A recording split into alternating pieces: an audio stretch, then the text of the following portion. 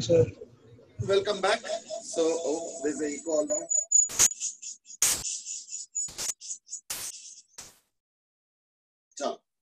So now echo sorted out.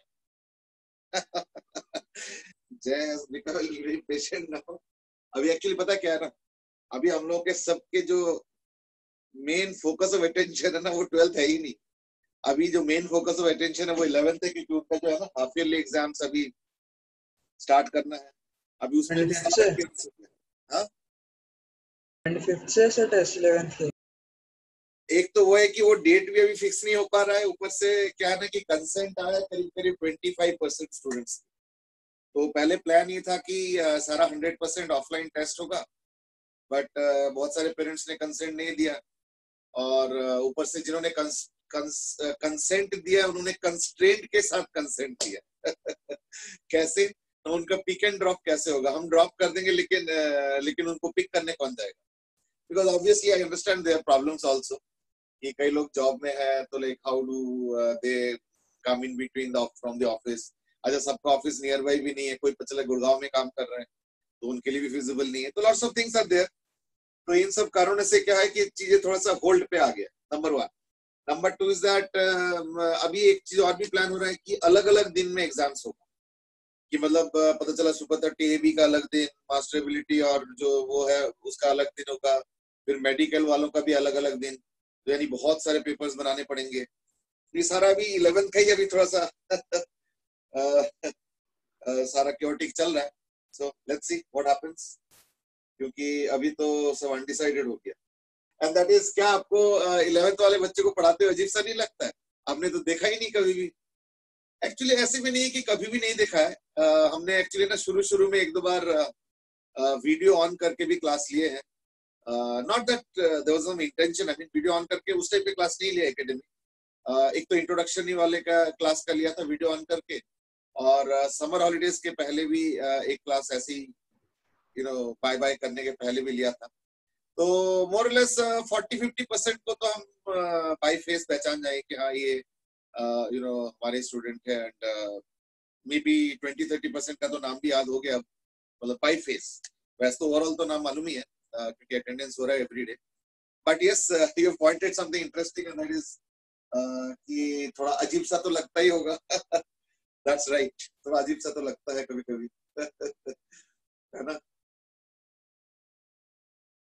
Satyam is saying that are you in state of giving some sort of final statement on School reopening. नहीं, Satyam has asked this question. Sir, school reopening है बोल रहा होगा. अच्छा, on school. ये नहीं पता, ये अभी कुछ नहीं पता चल रहा है. I mean things are all chaotic, क्योंकि कई स्कूल्स ने तो मैंने सुना स्टार्ट किया और फिर बंद कर दिया. इवन शायद DPS ग्रेटर फरीदाबाद ने कुछ स्टार्ट किया, लेकिन only 2 hours. Sir, 4 students at a day आएंगे बस लम्बा वाइज नोट्स देने के लिए. वो 4-5 स्टूडेंट्स एट ए डे कहाँ, वो सब chaotic हो जाता है ज्यादा, है ना? जय इज आस्किंग कि आप दोबारा कब स्कूल जाओगे पढ़ाने. अब ये तो मुझे भी नहीं पता. अभी एक्चुअली क्या ना, जिस दिन मैं गया था उस दिन करीब 7 या 8 टीचर्स आए थे. कल भी 7-8 आए थे, और आज भी कुछ 6-7 आए. तो I think now this circle is over. तो maybe if all things go right, probably next week से टीचर्स जो है स्कूल में ही क्लास लेंगे, और स्टूडेंट्स का तो ऑल अनसर्टेन राइट नाउ. ठीक है ना? चलो, anyway we were discussing about gates and all. तो आज मैं एक काम करता हूँ. आज जो है वो जो गेट्स बताए थे, मैंने उनके इलेक्ट्रिकल एनालॉग दिया था, है या नहीं? इलेक्ट्रिकल एनालॉग दिया था. तो आज जो है हम लोग करेंगे क्या, जय इज ऑल्सो आस्किंग कि 12th में कितने स्टूडेंट्स ने कंसेंट दिए है. तो एक काम करता हूँ, 12th में कितने लोगों ने कंसेंट दिया है. चलो अभी तो फिलहाल 37 स्टूडेंट्स है ना? तो मैं एक काम करता हूँ, एक इंटरेस्टिंग चीज करता हूँ. जरा 1 मिनट का टाइम दे दो. पोल डालोगे? You have guessed it right. तो मैं जो है ना अभी यहीं पे एक पोल कर देता हूँ कि कितने ने कंसेंट दिया है, यस और नो. ओ, ये तो बड़ा टाइम कंज्यूमिंग प्रोसेस है. छोटा सा ही होता है सर. होता तो छोटा सा ही है बट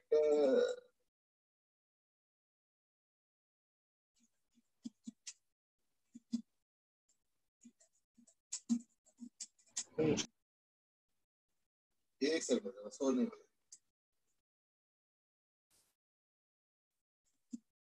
अभी पता चल जाएगा। और इसको सेव करना है, सेव भी कर दिया। एनोनिमस, ये एनोनिमस का क्या ऑप्शन पता नहीं, जो भी था। लेकिन इस पोल में एक पता प्रॉब्लम क्या आ जाता है कि ये ना फ्रीज कर देता है वीडियो को, ठीक है ना। चलो लेट्स सी, लेट्स स्टार्ट।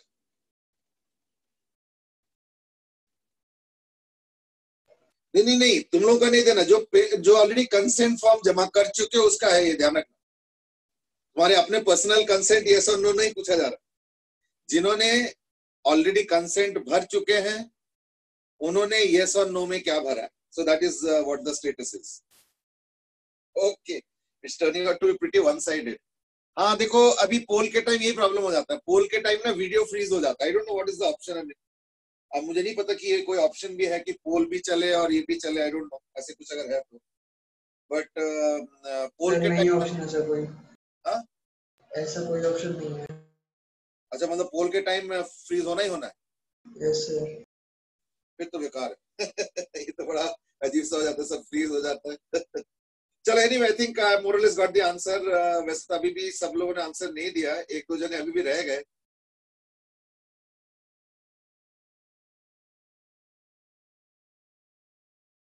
चलो I think that's good enough, so let's end the polling now. ओ हो, ये तो बहुत ही ज्यादा वन साइडेड हो गया। So I think now I can share the results also. अब प्रॉब्लम क्या है, जब शेयर रिजल्ट करो उस समय भी फ्रीज हो जाता है, सो दैट्स अनदर हेडेक।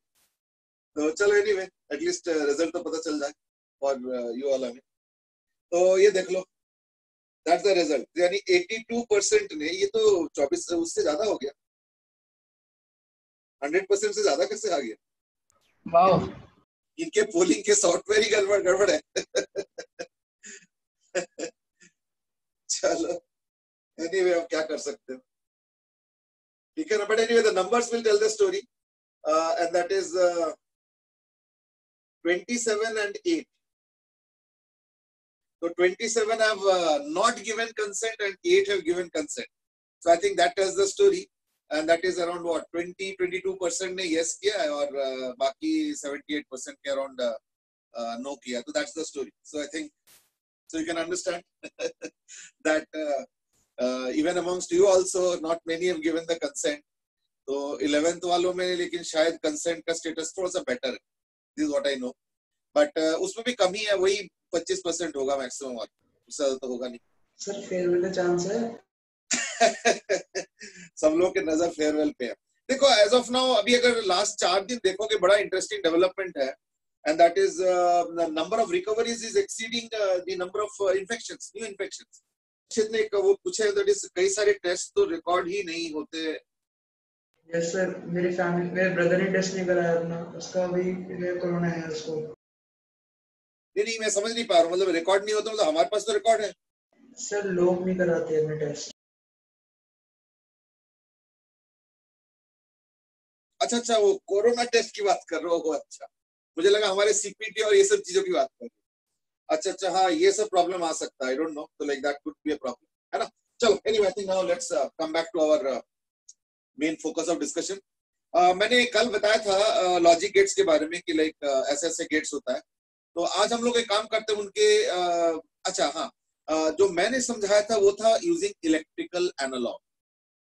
लेकिन देखो क्या है कि इलेक्ट्रिकल एनालॉग थोड़ी यूज होता है। आज के दिन में क्या होता है, आज के दिन में उसमें यूज किया जाता है डायोड्स एंड ट्रांजिस्टर्स। अब ट्रांजिस्टर का तो हमने एक ही चीज पढ़ा है, that is amplifier, but actually transistor के मल्टीफेरियस यूजेस है। इनफैक्ट 4-5 साल पहले तक हमारे ही सिलेबस में, यानी सीबीएसई सिलेबस में 3 चीजें सिलेबस के अंदर थी अराउंड 5 years बैक। ट्रांजिस्टर एज एन एम्पलीफायर, जो मैंने कल समझाया था, ट्रांजिस्टर एज ए ऑसिलेटर, है ना। ट्रांजिस्टर एज एन ऑसिलेटर कहाँ यूज होता है? जितने भी हमारे घरों में इन्वर्टर्स चल रहा है वो सारे ट्रांजिस्टर एज एन ऑसिलेटर। यानी उसमें क्या होता है, जो बैटरी होता है वो डीसी करंट देता है और ट्रांजिस्टर पे जाता है और उसमें पूरा सर्किट होता है, फीडबैक सर्किट कहते हैं उसको, और उसमें कुछ ऑसिलेटिंग आउटपुट आता है, यानी इनपुट आता है डीसी कांस्टेंट, पर समहाउ उसमें जो आउटपुट आता है वो आता है ऑसिलेटिंग। वो अलग बात है, एग्जैक्टली साइन कर्व तो नहीं होता है खैर, but yes, it is oscillating in this sense कि it grows and then decays, grows and then decays, grows and then decays. So there is a certain mechanism. तो वो सिलेबस में अब तो नहीं है, तो इसलिए हम उस पे जा नहीं रहे, but just that is also one of the uses. There is a third use also, and that's interesting, and that is called transistor as a switch. अब ट्रांजिस्टर एज ए स्विच का रोल क्या होता है, देखो ना, उसमें दो जगह यूज होता है। एक होता है for protection against over voltage. अच्छा, ट्रांजिस्टर एज ए स्विच की जो ऑपरेशन होता है या जो सर्किट होता है, मैं सिर्फ ब्रीफ में बता देता हूँ क्योंकि है तो नहीं सिलेबस में, इज दैट कि अगर बहुत हाई वोल्टेज डाल दोगे ना इनपुट में, दोबारा सुनो, अगर बहुत ज्यादा हाई वोल्टेज इनपुट में डाल दोगे तो इन दैट केस आउटपुट लगभग जीरो हो जाता है, आउटपुट लगभग जीरो हो जाता है, यानी वोल्टेज बिल्कुल खत्म हो जाता है। और उल्टा होता है कि अगर मान लो आउटपुट वोल्टेज बहुत कम कर दोगे तो यानी सॉरी इनपुट वोल्टेज अगर बहुत कम कर दोगे तो आउटपुट वोल्टेज ठीक ठाक आता है। Now that is the story as far as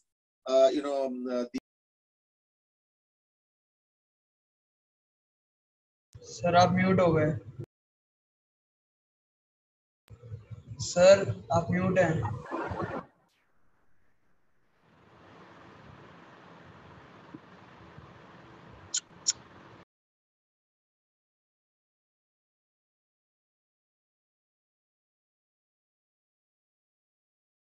sir आप म्यूट हो चुके हो।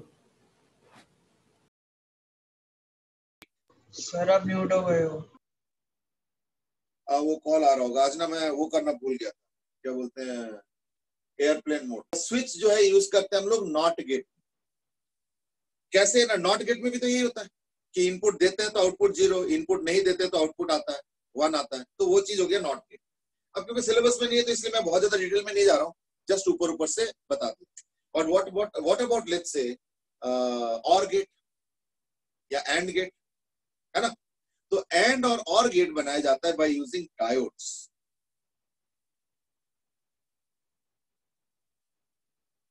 हाँ ठीक है, मैं समझ गया। देखो, what I was trying to say was that transistor as amplifier हमने डिस्कस किया कल, ट्रांजिस्टर एज ए स्विच भी होता है, ट्रांजिस्टर एज एन ऑसिलेटर भी होता है। तो ऑसिलेटर तो मैंने बता दिया इन्वर्टर में यूज होता है।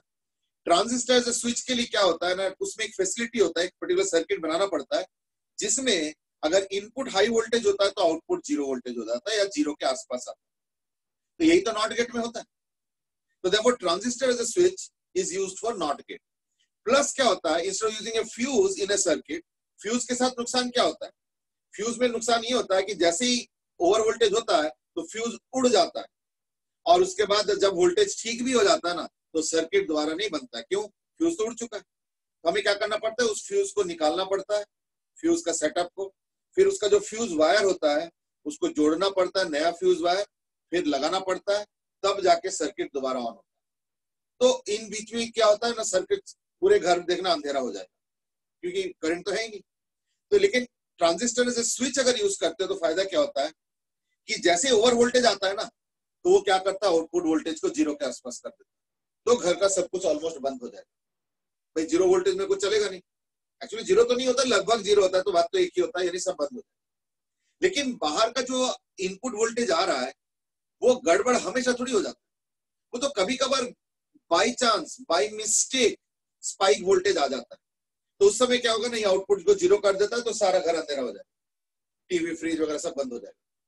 लेकिन जैसे ही वोल्टेज आउटसाइड का नॉर्मल होगा तो क्या होगा, फिर से इसका आउटपुट ठीक हो जाएगा। So that is what is the idea of transistor as a switch. तो ट्रांजिस्टर एज अ स्विच हमारे घर के सर्किट को भी बचा सकता है, नंबर 1।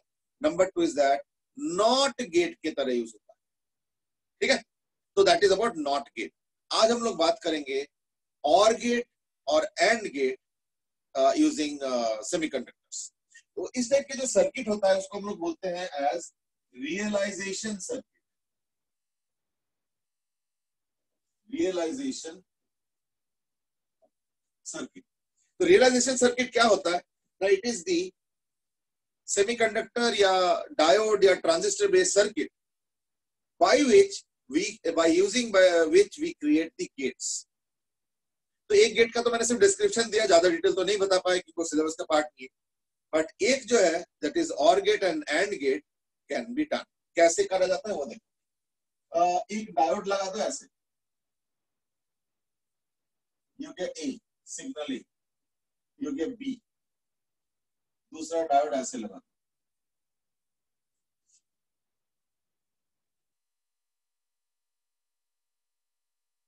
और इसको अर्थ कर.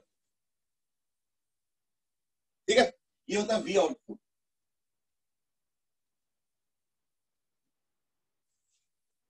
वी आउटपुट, ठीक है, ये तो 0 वोल्ट है. अच्छा, let us define.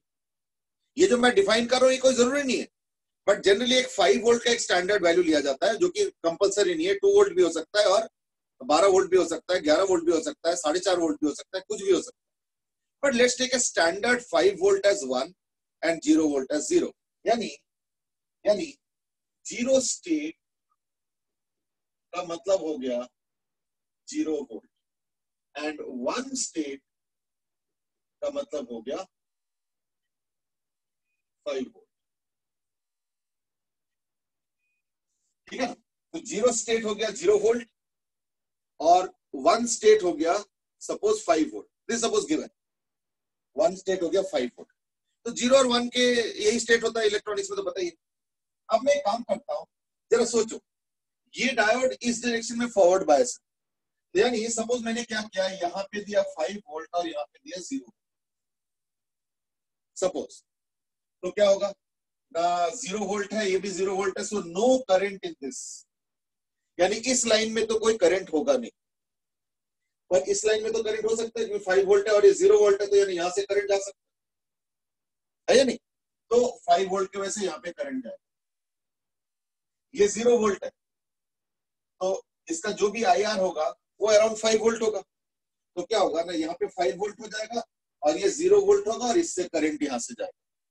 So therefore this will become 5.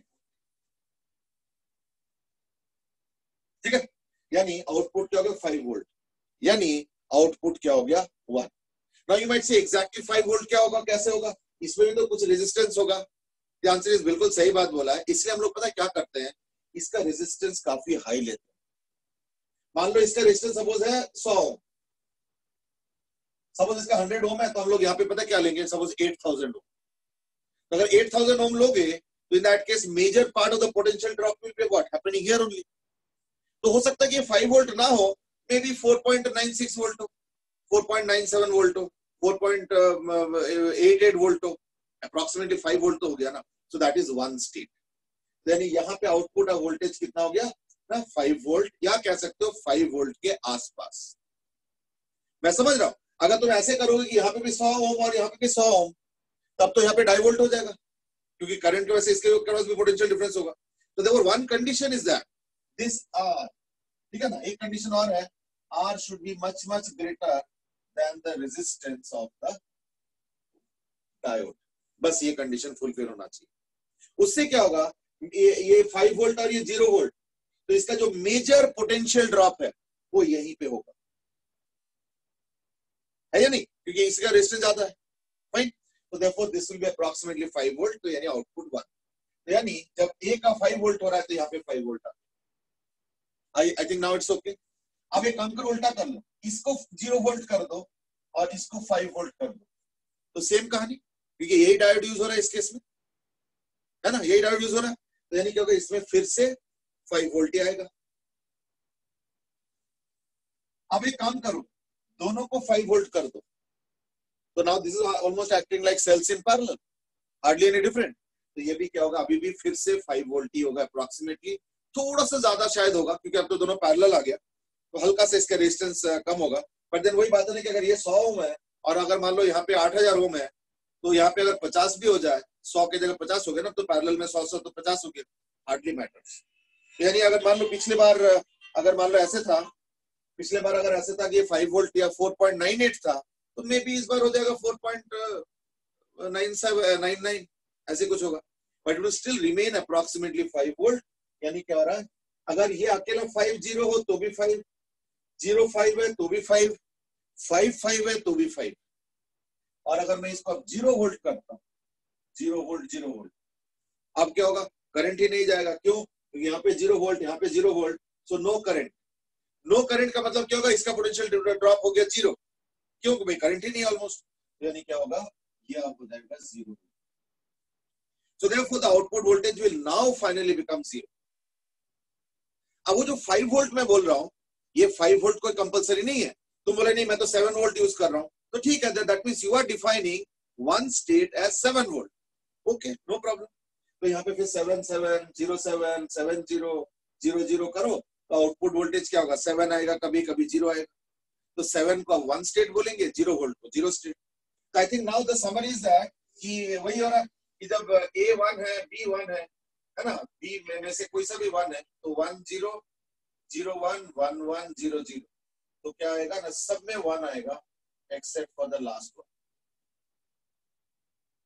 ठीक है, ये हो गया। और देख लो, ठीक है, ये और हो गया A प्लस। इसको हम लोग कहते हैं realization circuit of OR gate. देख लो अच्छे से।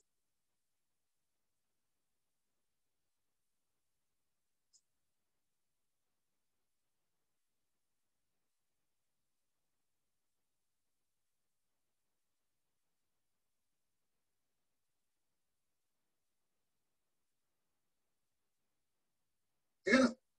आई होप इट्स ओके नाउ। चलो अब मैं बताता हूं realization circuit of AND gate. ठीक है, तो अब मैं बता रहा हूं एंड गेट। तो एंड का मैं थोड़ा सा यहीं पे बना देता हूं, यहीं पे बना।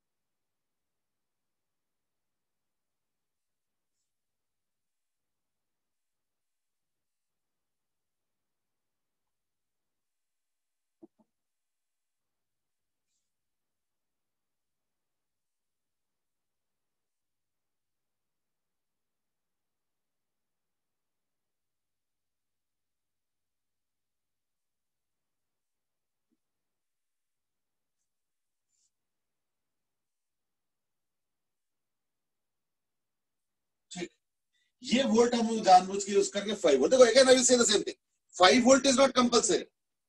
5 वोल्ट का कोई वो नहीं है। अगर 7 वोल्ट बोलते हो तो okay, so you are defining 7 volt as one state, no issues. ये चीज अब मैं काम करता हूं,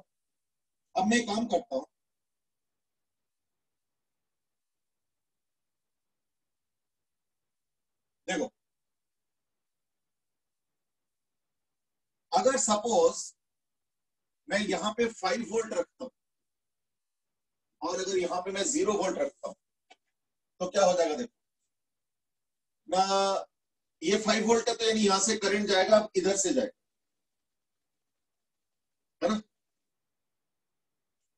regarding what I am saying, इस बार देखो क्या हो रहा है। अगर मान लो ये 0 वोल्ट हो गया, तो ये 5 वोल्ट है, मतलब ये वाला जो पॉइंट है ये 5 वोल्ट पे हो। I hope you are getting it. तो यहाँ पे 5 वोल्ट है और वहां पे 5 वोल्ट है, तो यानी यहां से तो करंट जाएगा, नो करंट हियर, तो यहां से तो I इज इक्वल टू 0 हो गया, लेकिन यहां पे जाएगा I नॉट इक्वल टू 0।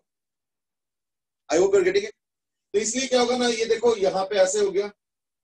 अच्छा, as I said, major potential drop यहाँ पे होगा, क्योंकि इसमें भी यही कंडीशन रखेंगे, ये जो R है is much much greater than R diode. तो करंट होगा, यस। तो ये 5 वोल्ट है, तो यानी क्या होगा ना, इसमें अप्रोक्सीमेटली क्या हो जाएगा? 0 वोल्ट हो जाएगा। क्यों? क्योंकि as I said the current will now go from here like this, यहां पे नहीं जा पाएगा। But then you might say कि अगर वहां पे 5 वोल्ट है, यहाँ 0 वोल्ट है, तो यहाँ उल्टा। देखो उल्टा नहीं आ पाएगा। क्यों? ये देखो ये रिवर्स बायस में आ गया, ये रिवर्स बायस में आ गया, तो ये नहीं, इसमें करंट नहीं हो पाएगा। तो क्या होगा, करंट यहां से ऐसे करके जाएंगे, और क्योंकि डायोड का रेजिस्टेंस काफी कम है तो देयरफॉर इसका पोटेंशियल डिफरेंस बहुत कम होगा, तो यानी यहीं पे मेजर पोटेंशियल डिफरेंस होगा, तो 5 वोल्ट का ड्रॉप ऑलमोस्ट इसी रेजिस्टर पे हो जाएगा, तो ये हो जाएगा अप्रोक्सीमेटली 0 वोल्ट। तो अप्रोक्सीमेटली कर, अच्छा 0 वोल्ट होते ही यहाँ पे करंट का पुल आएगा, लेकिन करंट फिर भी नहीं फ्लो करेंगे, क्यों? वो 5 वोल्ट है, ये 0 वोल्ट है, तो ये रिवर्स बायस में आ गया, रिवर्स बायस में करंट लगभग 0 हो जाता है, तो देयरफॉर दिस इज 0 वोल्ट।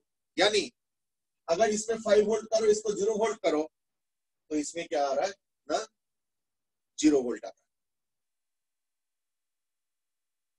है। ठीक है, अब अगर उल्टा कर दोगे तो सेम लॉजिक है ना, तो अगर इसको 0 वोल्ट कर दो, इसको 5 वोल्ट कर दो, तो बस पलट जाएगा ये कि I नॉट इक्वल टू 0 उसमें आ जाएगा और इसका आ जाएगा I इज इक्वल टू 0।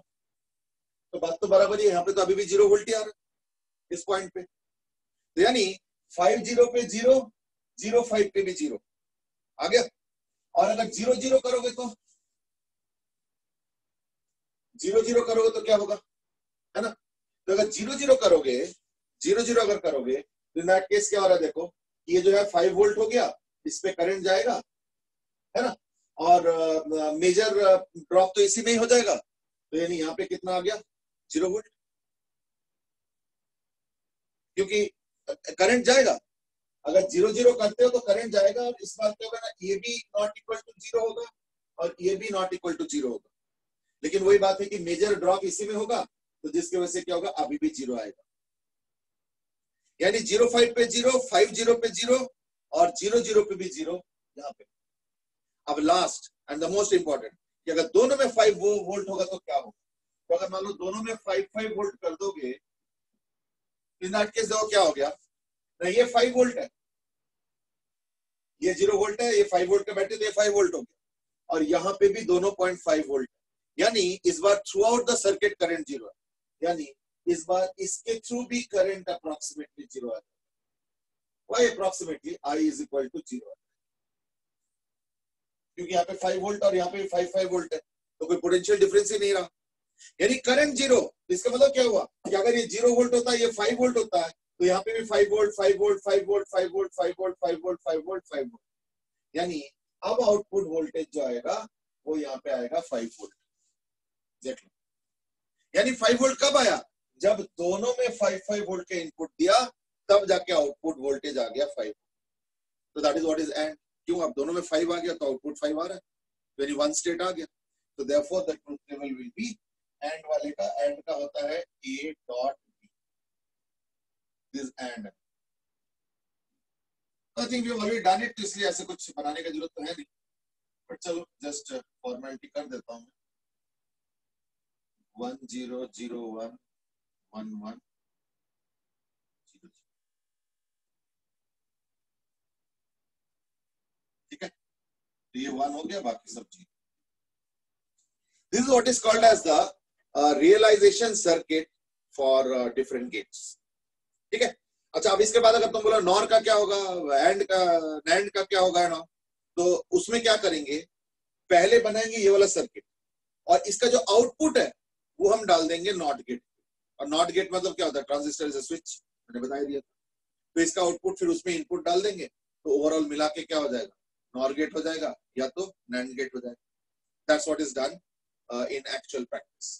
ठीक है ना, चलो, so that was about your realization circuit.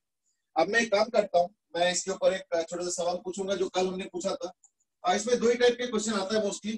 एक तो हो गया वो मल्टीपल गेट्स यूज करके फाइनल आउटपुट, जिसका एक क्वेश्चन मैंने कल कराया था, बट बिल्कुल फैग एंड में कराया था, तो मैं सोचता हूँ कि एक और क्वेश्चन दे देता हूँ, like we can do it अभी। Rohan has asked, can there exist a double or multiple output logic gate? Not that it is impossible. I get your idea. Not that it is impossible, but what we would do is that we would, I mean, जो basic gate है वो तो यही है. But मान लो तुम कहोगे नहीं, मैं तो 3 output वाला चाहता हूँ. In that case, what you can possibly do is that take the output of this and the output of the third one also. Sorry, the input of the third one also, and then attach it and do the relevant diagram. ये possibility है. 4 का होगा तो क्या करो, 2 का combine करो, इधर का 2 कंबाइन करो, इसका आउटपुट जाके किसी और में दे दो. दैट्स वन ऑप्शन है. ठीक है. बाकी your question is very pertinent in the sense कि अगर तुम बोलोगे कि मैं अगर 3 इनपुट का ही बनाना चाहता हूँ तो in that case some new circuit has to be designed. ठीक है ना. और जैसे एंड में तो चलो ये वाला भी चल जाएगा, एंड वाले में तो ये वाला सर्किट ही चल जाएगा, ये दोनों लगा के एक तीसरा और साथ में लगा दो. तो यानी जब तक तीनों 5 वोल्ट ना हो तो आउटपुट ही ना आए, ऐसे कुछ बन जाएगा मतलब, है ना. तो those are possibilities, no doubt. ठीक है. But yes, in general use तो नहीं होता है. That's the only thing I can say. ठीक है ना. चलो let's move on. Next is 1 or 2 questions कर लेते हैं so that you get an idea. ये ए है, ये बी है, 1 0 1 0 1 1 0 0. ठीक है. और ये एंड नैंड गेट है. इसके बाद नैंड गेट का जो आउटपुट है वो और में डाल दिया, और का आउटपुट यहाँ पे एक नॉट के साथ लगा के डाल दिया नैंड के साथ. ठीक है. तो question is find the final output. Find final output and identify if it is some gate. Also identify if it is some known gate. ठीक है ना. और आइडेंटिफाई करो कि if it is a known gate.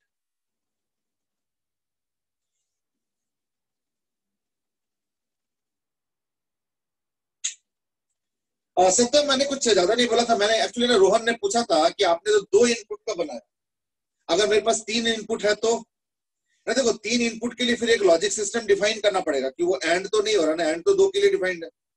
तो मान लो मैं कुछ 3 के लिए ट्राई एंड या कुछ मतलब सम नेम है, ट्राई एंड या ऐसे कुछ डिफाइन करता हूँ. कैसे डिफाइन करता हूँ मैं, जब तक तीनों 1 ना हो जाए तो हमारा आउटपुट कभी 1 ना हो, ऐसे अगर डिफाइन करते हो. इन दैट केस तो कुछ नहीं, इसी में एक वो जोड़ दो एक और ऐसे करके और उसको सी करा दो. इसलिए जब तक तीनों 5 वोल्ट ना हो जाए तो देखना आउटपुट में यहाँ पे 5 वोल्ट होगा ही नहीं. तो ट्राई एंड करके सपोज मैंने एक नया लॉजिक सिस्टम डिफाइन किया in which the output is always 0 and the output will be 1 only when all 3 are 1. So suppose I have defined some kind of a new logic gate, try and कुछ नाम दे दो, तो उसमें फिर क्या करेंगे ना, इसी को बना दो एक और, तो देखना वो बन जाएगा. वो अलग बात है, ऐसे कुछ एग्जिस्ट तो नहीं करता because then there will be too many permutation and combinations, है नहीं. तो ऐसा एग्जिस्ट तो नहीं करता है. But yes, it was his query so we can answer that query. That was the point. ठीक है ना.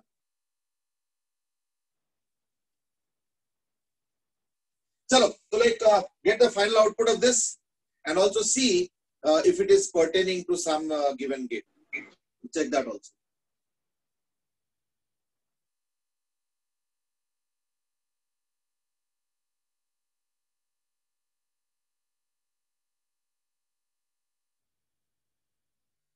In the meanwhile, let me also start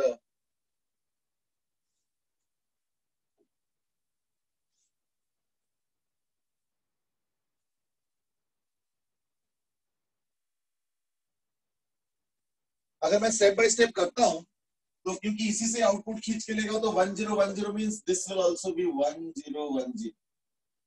ये है नैंड गेट, है ना, क्योंकि एंड के साथ एक नॉट भी है, ये गोला नॉट है, तो यानी नैंड गेट हो गया. तो नैंड गेट में क्या होता है ना, एंड में सिर्फ 1 1 पे 1 होता है और नैंड में 1 1 पे 0 बाकी सब 1. तो 1 1 में 0 बाकी सब 1, तो ये हो जाएगा 0 1 1 1. तो ये और है, और में क्या है देखो 1 0 1 0, तो 1 1 तो 1 तो 1 हो गया, और ये जो 0 के टाइम इसका 1 है, यानी इसका तो पूरा ही 1 1 1 हो. यानी यहाँ पे जो इनपुट जाएगा वो जाएगा 1 1 1 1. अब आ जाओ नॉट गेट. तो नॉट गेट में क्या रहा है 1 1 0 0, तो नॉट के थ्रू ले जा रहा हूं, तो ये 0 0 1 1, यानी 0 0 1 1. अब ये है नैंड गेट, तो एंड में तो ये दोनों 1 1 आएगा और ये 0 0 आएगा, तो ये पलट जाएगा, यानी क्या होगा 1 1 0 0, यानी फाइनल आउटपुट ये आ रहा है ए बी और फाइनल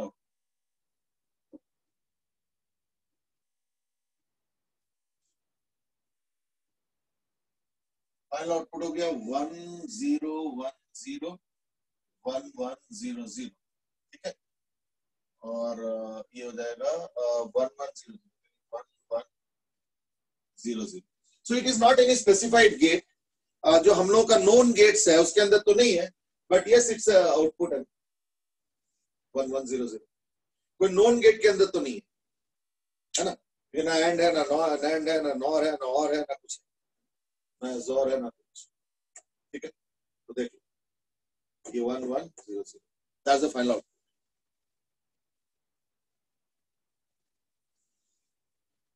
नहीं, सेंटर पे एंड नहीं है, सेंटर पे नैंड है। Okay, Rohan got the output 0 0 1 0, but Rohan का आउटपुट इसलिए कि उन्होंने इसको एंड लिया था, ना कि नैंड, ये नैंड है, ठीक है ना। चलो कोई बात नहीं, डजंट मैटर, समझ में आना चाहिए। तो दैट्स द फाइनल आउटपुट। इस पे एक और टाइप के क्वेश्चन आता है, एक और टाइप का क्वेश्चन आता है, एंड दैट इज कॉल्ड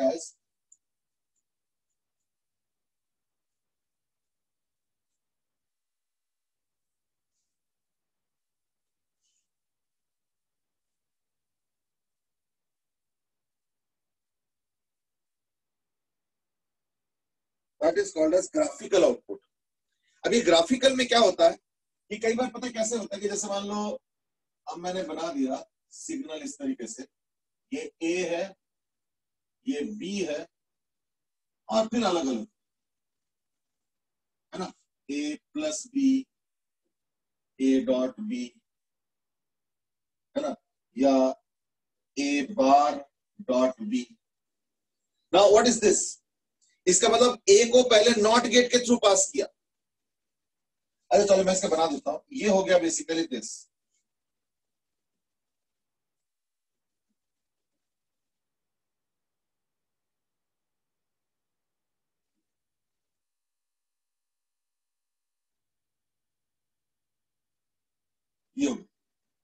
ये जो मैंने बनाया ना A bar dot B, A bar dot B is actually this,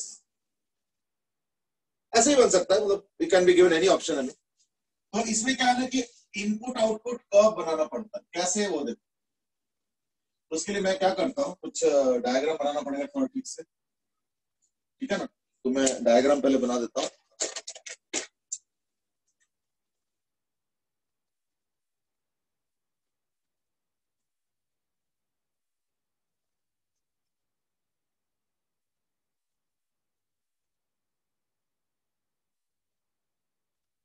किसी टाइप का क्वेश्चन होता है, डजंट मीन कि यही होगा, है ना।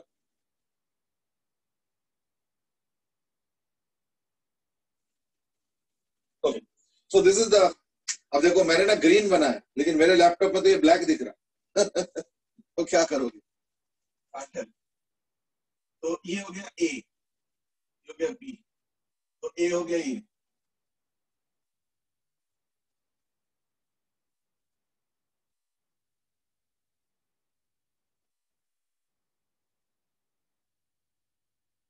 ए है, और ये बी है,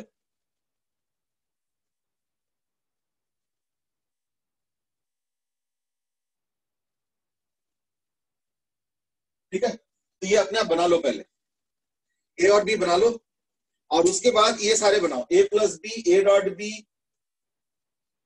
ए बार डॉट बी, एक आध और बना लो चाहो तो,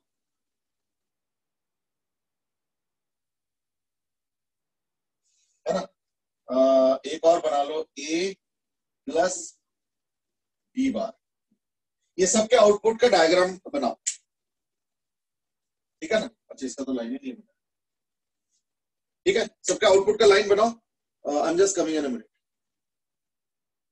सबसे पहले तो अब इसका चेकिंग करना बड़ा मुश्किल है, but I'm sure you would have done at your end, but very difficult to really show हमें।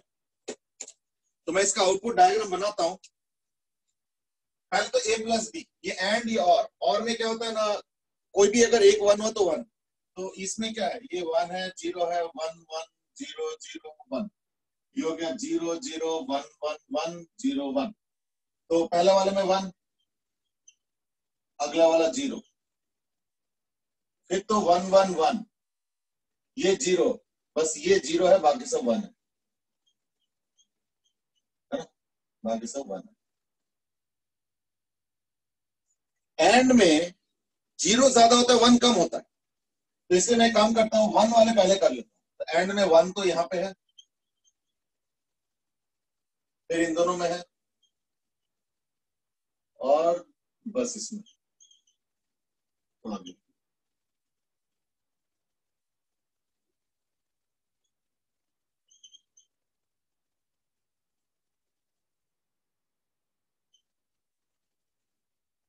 यहाँ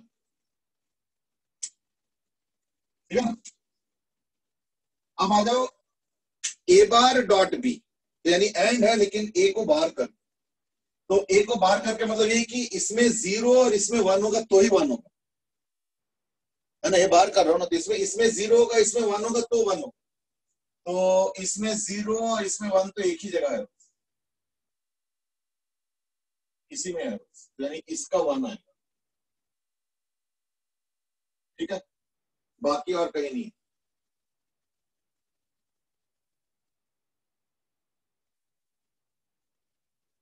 हाँ, बाकी और कहीं नहीं, क्योंकि ये बाहर कर रहा हूं ना। तो एंड गेट में क्या होता है, दोनों 1 होता है तो 1 होता है, तो ये 1 कब होगा ना, जब ए 0 है, तो ए 0 होना चाहिए, बी 1 होना चाहिए तो ही होगा, तो ए 0 और बी 1 देखो एक ही जगह, तो यानी बाकी सब 0।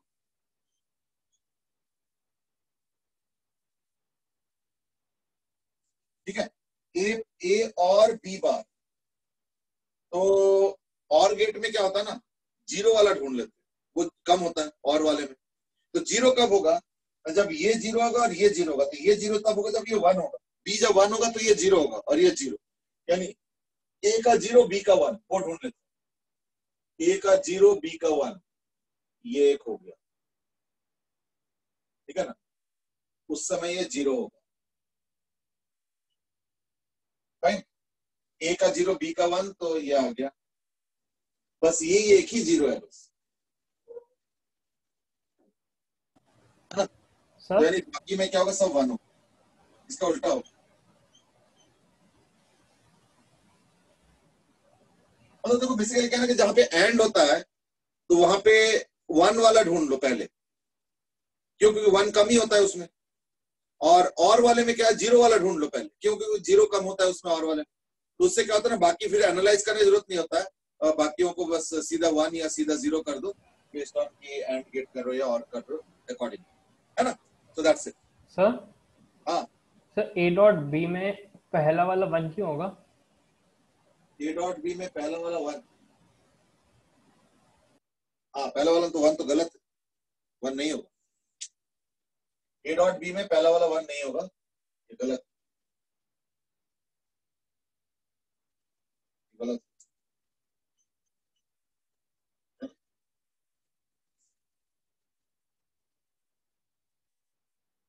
ये गलत था, ठीक, पॉइंटेड आउट, ठीक, बिल्कुल सही, ठीक है। अब बाकी देख लो एक बार चेक करके, तो like this is what would be the output diagram.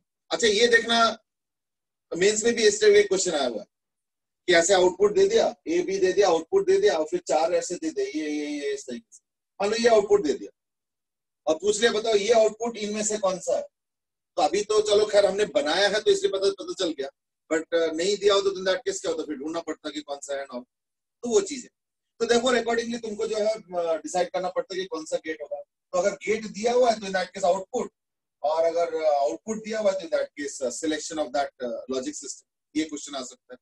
और बोर्ड एग्जाम्स में तो ये क्वेश्चन बहुत आता है, मतलब हर 2-3 साल में एक बार ये क्वेश्चन आता है, लेकिन अब नहीं आएगा क्यों? क्योंकि बुलियन लॉजिक गेट्स पूरा सिलेबस से बाहर हो गया इस साल, पिछले साल भी बाहर था, इस साल भी बाहर है। तो सीबीएसई में कोई क्वेश्चन नहीं आया, पर मेंस में आया हुआ है, ये प्रॉब्लम था। अब इस साल मेंस का सिलेबस देखते हैं क्या देते हैं, आएगा या नहीं आएगा, है ना। चलो I think with that we more or less come to the end of the discussion, we more or less come to the end of the ये हो गया। हाँ ये भी ठीक है ना. So we have more or less come to the end of the discussion of this particular chapter. Now we begin a small introduction of the next chapter. ठीक है, we begin a small introduction of the next chapter. Next chapter का जो beginning है ना, मैं कर रहा हूँ with a question rather than a अक्षित से कि क्या यही लास्ट चैप्टर है. Yes, you are right. यही लास्ट चैप्टर, ठीक है ना. लेकिन एक्चुअली ऑफिशियली लास्ट चैप्टर होगा नहीं. क्यों? क्योंकि हमने EM वेव्स कहाँ किया. वो अलग बात ही को एक क्लास का ही है. वो भी मैं करा दूंगा, अभी आजकल मैं करा दूंगा. बट मैं चलो सीक्वेंस कर लेते हैं. EM वेव्स तो कुछ है नहीं. एक टॉपिक है पढ़ना है, दैट इज डिस्प्लेसमेंट करंट. बाकी तो सब रटने वाला चीज है. अक्षित से इसके वो तो आधे घंटे का ही है. हाँ that's right. Displacement current is just around half an hour. तो चलो कोई नहीं, एक आध क्वेश्चन कर लेंगे तो may be 45 minutes, that's it. तो और तो कुछ खास है नहीं. तो एनीवे नेक्स्ट चैप्टर का मैं एक शॉर्ट इंट्रोडक्शन से शुरू कर रहा हूँ, and that is like this. instead of me giving the information to you, let me ask. सबसे पहले ये सोचो, या अगर किसी को मालूम है तो थोड़ा सा 2-3 लाइन में शॉर्ट में डिस्क्राइब करो. वो ये है कि जब मैं यहां से बात कर रहा हूं कहीं और मोबाइल पे, तो मैंने तो बातें किया, मैं जो बात कर रहा हूं वो पहले मोबाइल रिसीव करेगा, है ना. तो this mobile that I am using is now acting as a receiving device. फिर ये ट्रांसमिट करेंगे कहां पे, या तो सैटेलाइट पे या तो नियर बाय टावर पे. तो यही मोबाइल उस समय क्या काम कर रहा है ना, ट्रांसमिटिंग डिवाइस हो गया. फिर ये दूसरे मोबाइल जहां पे जिससे मैं बात करना चाहता हूं उसके साथ कम्युनिकेशन, तो वहां पे गया उसका वेव्स, और फिर उसने रिसीव, यानी अब उसका मोबाइल एक रिसीवर का तरह काम कर रहा है. यानी मेरा मोबाइल मेरे ऑडियो सिग्नल्स को रिसीव कर रहा है. So to that extent my mobile is a receiver and also a transmitter, because it is also transmitting the signal to the nearest tower or the satellite or whatever the mode of communication, depending on कि मेरे पास walkie talkie है, या मेरे पास set phone है, satellite phone है, या मेरे पास simple ordinary phone है, या जो भी है. Depending on that, the process might be a little different, but as a device, it is working both as a transmitter and also a receiver. हो गया. मैं आता हूँ रिसीवर वाले स्टेज पे, that is the beginning. तो मैंने तो ऑडियो सिग्नल दिया, लेकिन ऑडियो सिग्नल थोड़ी जा रहा है मोबाइल से. यानी somewhere that audio signal is getting converted into electromagnetic waves. यानी सबसे पहले तो जो मोबाइल वो क्या कर रहा है, अगर ये मोबाइल है मान लो, तो इट इज कन्वर्टिंग या पहले receiving audio signal and then converting into something, I don't know what, अभी मैंने dash रखा है, and then transmitting as electromagnetic waves. This is what the mobile is doing in short, है ना. तो मुझे सबसे पहला स्टेज में क्यूरियोसिटी कि ये ऑडियो सिग्नल को क्या करता है एक मोबाइल, उसके बारे में किसी को कोई आइडिया है तो एक दो लाइन बताओ. हाँ, ऑप्टिकल इंस्ट्रूमेंट भी है, I know. Karthik has asked it. Manan has asked, is this chapter theoretical? This chapter is more theoretical than the previous chapter. ये तो बिल्कुल ही पूरा कहानी है. But क्योंकि ये मोबाइल से रिलेटेड है तो I think you will be able to relate it. हाँ, तो जो मैं कह रहा था, ऑडियो सिग्नल को मोबाइल रिसीव कैसे करता है, उसको समझ कैसे पाता है. What is the answer? Any one liner or two liner, anybody? कोई अटेम्प्ट करना चाहेंगे?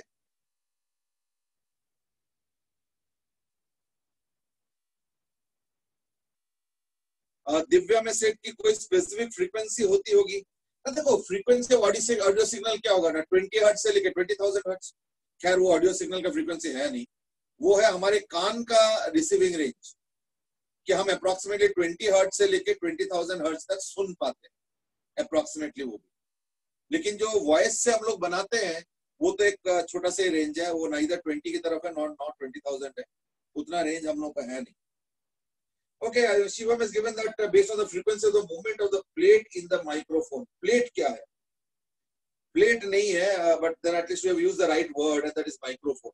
सबसे पहली बात तो मेरे ऑडियो सिग्नल जाता है माइक्रोफोन. माइक्रोफोन में क्या है, माइक्रोफोन के अंदर, चलो ठीक है इतना तो हो गया कि ऑडियो सिग्नल कहां पे गया, it is being received by the microphone. Microphone के अंदर क्या है, माइक्रोफोन के अंदर there is a device called as transducer. Transducer क्या करता है, this converts one signal form to another. There are many type of transducers, बहुत सारे टाइप ऑफ ट्रांसड्यूसर्स होता है। माइक्रोफोन के अंदर जो डिवाइस है, it contains a piezo electric device, piezo electric device. So obviously we'll ask you what do you mean by piezo electric device, है ना? तो पीजो इलेक्ट्रिक डिवाइस में क्या होता है, this is a very pressure sensitive resistor.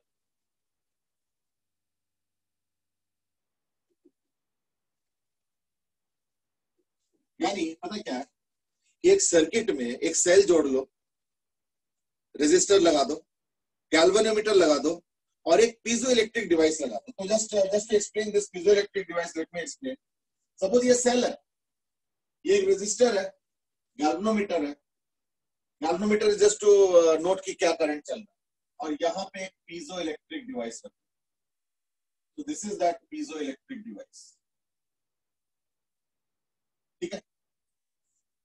अब क्या होता है पता है, ये जो पीजो इलेक्ट्रिक डिवाइस है ना, this is very pressure sensitive when it comes to resistance. मतलब जैसे ही, अब जैसे मान लो एक काम करो, ये जो पीजो इलेक्ट्रिक डिवाइस है ना, इसको एक काम करो, हाथ से लेके यूं दबा दो थोड़ा सा। जैसे ही दबाओगे और छोड़ोगे, दबाओगे छोड़ोगे, दबाओगे छोड़ोगे, देखना ये जो गैल्वेनोमीटर है ना, ये ऐसे करेगा। पहली बात तो जैसे सर्किट को ऑन किया तो करंट ऐसे हो गया, और अब तुम पीजो इलेक्ट्रिक डिवाइस को क्या करो, दबा रहे हो छोड़ रहे हो, दबा रहे हो छोड़ रहे हो, तो देखना करंट ऐसे हो। यानी it is very sensitive to pressure. अब जरा एक चीज और सुनो ध्यान से, सपोज तुम उस पीजो इलेक्ट्रिक को 5 बार 1 सेकंड में दबा रहे हो, 1 2 3 4 5 ऐसे करके, तो देखना जो गैल्वेनोमीटर का करंट होगा ना, वो भी ऐसे होगा, 1 2 3 4 5। अगर उसको अब तुम 1 2 बार दबाओगे, 1 2 1 सेकंड में, तो देखना जो गैल्वेनोमीटर का नीडल होगा वो भी 1 2 ऐसे होगा। यानी थोड़ा सा अब इसको, इस चीज को आइडिया बनाओ।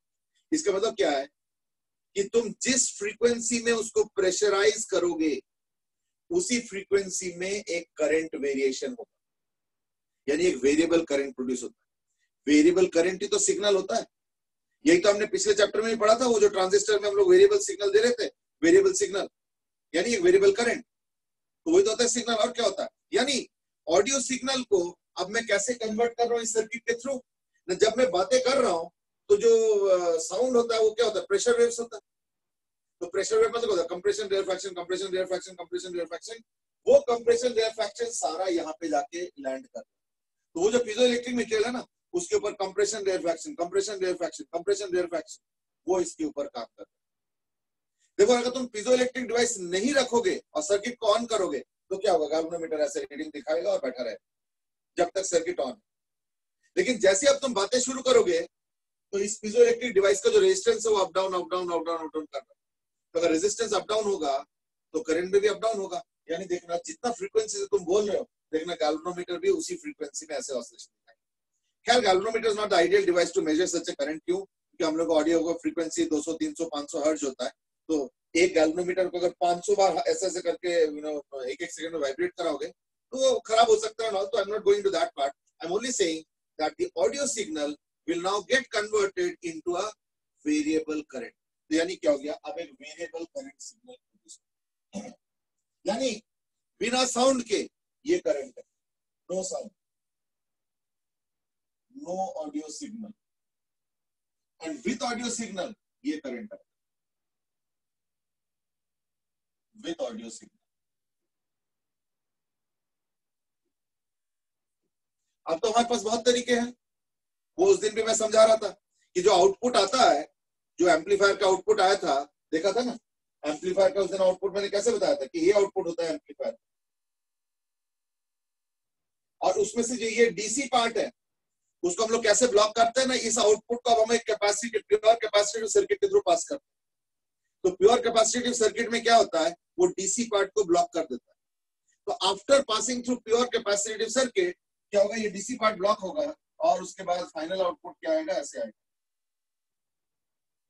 ये आएगा। वही चीज अब हम इसमें करेंगे।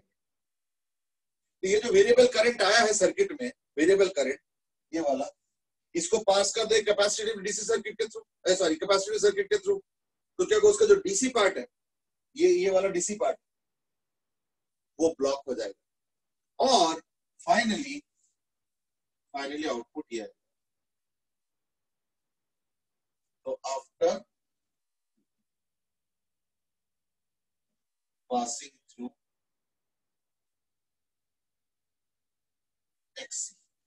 एक्सी मतलब इंडक्टिव ना, उसके थ्रू, तो उससे क्या होगा ना, डीसी पार्ट ब्लॉक होगा और फाइनल सिग्नल, यानी ये सिग्नल क्या है, isn't it according to the pressure variation that is happening here, और वो प्रेशर वेरिएशन का ही तो साउंड का वो होता है डिस्क्रिप्शन। तो देयरफॉर प्रेशर वेरिएशन को अब हमने एक वेरिएबल करंट के फॉर्म में बना दिया। That is what is the role of a transducer which is in the form of a microphone. देखो ट्रांसड्यूसर एक जनरल वर्ड है, ट्रांसड्यूसर एक जनरल वर्ड है, जैसे हीटर जनरल वर्ड है। अब वही हीटर हम लोग क्या बोलते हैं, खाना बनाने के लिए भी यूज कर रहे हैं, फिर इमर्शन रॉड में भी यूज कर रहे हैं जिसमें पानी गर्म करते हैं, और गीजर में भी यूज हो रहा है। तो heating is the basic understanding phenomena, और वो हीटिंग कई जगह अलग अलग तरीके से अलग अलग नाम से होगी। तो transducer is a general name, उसमें कोई भी टाइप का सिग्नल किसी और सिग्नल में बदल जाता है। तो यानी अगर मैं पूछूंगा यहाँ पे ट्रांसड्यूसर कौन है, तो it is the microphone in this case. और ट्रांसड्यूसर क्या कन्वर्जन कर रहा है, audio signal to electric signal. In this case, the transducer, which is in this case the microphone, is converting audio signal to a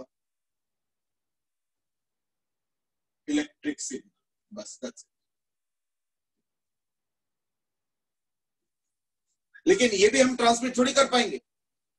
जैसे landline में क्या होता था, लैंडलाइन में क्या होता था, ये जो हमने माइक्रोफोन यूज किया ना लैंडलाइन में, मतलब क्या होता था, क्या अभी भी यूज होता है कई जगह, कॉपर लाइन जहां पे होता है।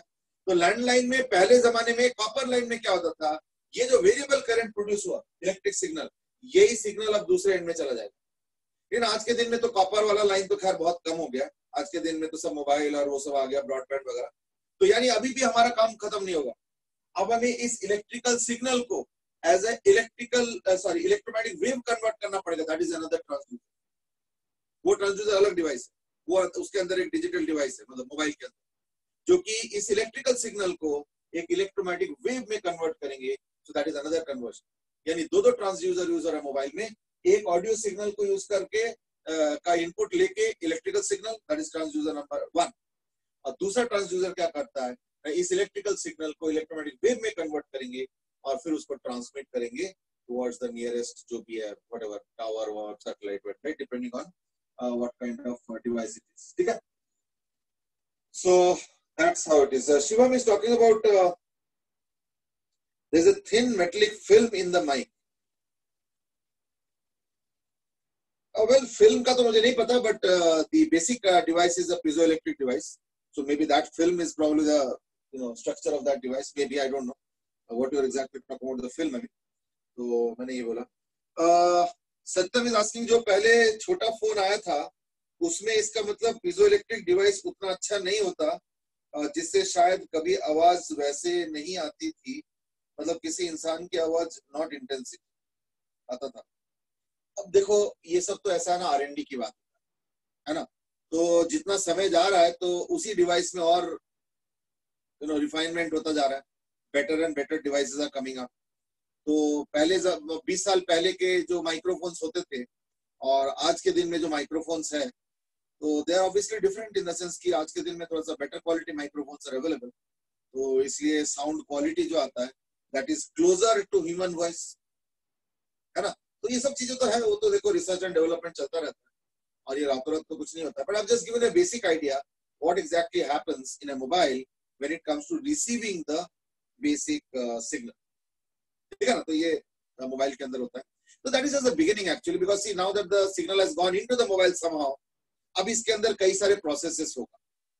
अब क्या होगा and all, because finally it has to go to the destination, means another mobile, है ना। तो यही होता है कम्युनिकेशन का पार्ट। तो ये जो चैप्टर है, this is actually about communication, how do we communicate from one point to a distant another point, or maybe even locally also another point. ठीक है, चलो तो आज इतना ही करते हैं। कल इसको अब आगे बढ़ाएंगे और यू नो डिटेल्स में करेंगे, because this is the beginning of it, which is audio into the mobile as electrical wave. अब इसको फिर आगे देखते हैं क्या क्या प्रोसेस के थ्रू जाना पड़ता है और इसमें क्या क्या अड़चने आता है और जिसकी वजह से हमें क्या क्या और स्टेप्स लेने पड़ते हैं। ठीक है ना, चलो will talk about that in tomorrow session. ठीक है, चलो आज के लिए फिर इतना ही। ठीक है, चलो ओके।